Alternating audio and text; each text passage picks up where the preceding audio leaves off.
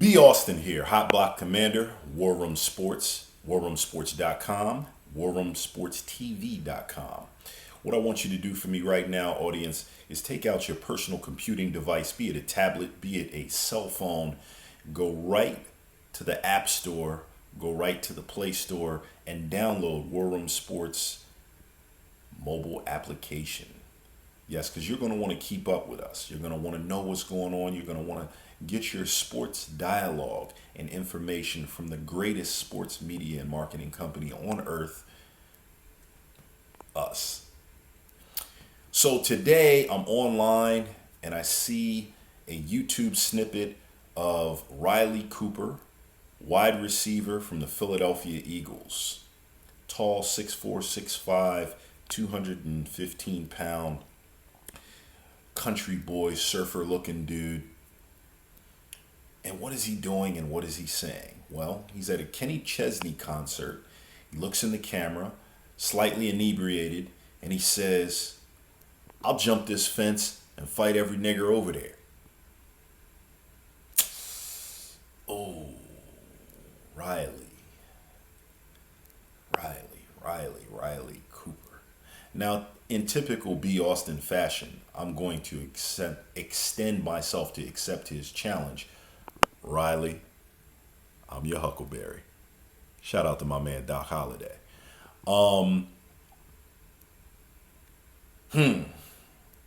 Where to go with this and how to feel about it? In light of recent events and just what we see in social media and some of the comment sections on YouTube and the blog boards and what's going on with some of the social issues and trials we see with the American justice system, I think that we all are very aware that the racial divide is still pretty pronounced in this country. Yeah, that's evident. And so, me personally, I'm not saying that you guys should feel this way, but personally, I'm not surprised by any exhibition of racism, prejudice, ethnocentrism. Just not. Just doesn't shock me. Doesn't surprise me. Does not shock me at all to hear a 6'4", 6'5" Caucasian gentleman from a rural background say something like this. Just doesn't. Sad, but that's where our country is in these day and times. Should we be outraged? Should we be upset? Should we Twitter bomb Riley?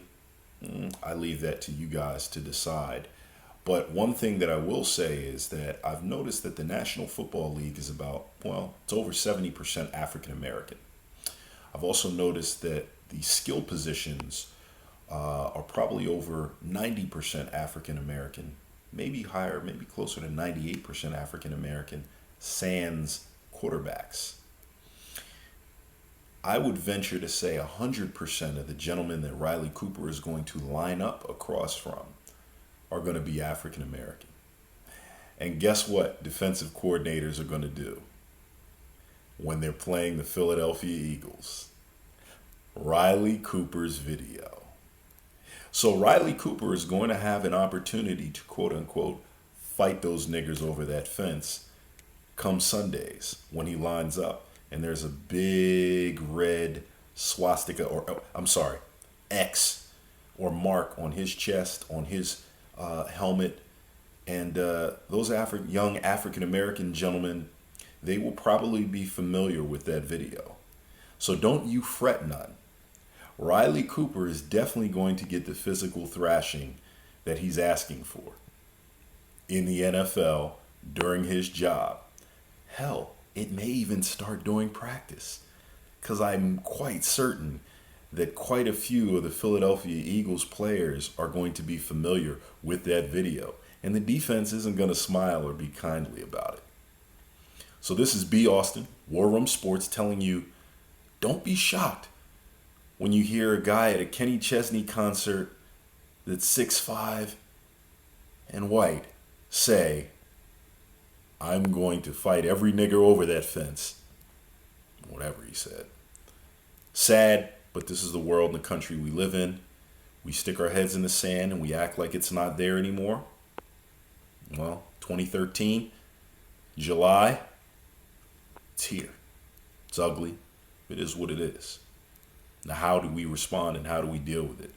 We know how Riley Cooper is going to deal with it. We know the ass whooping that's on its way to him.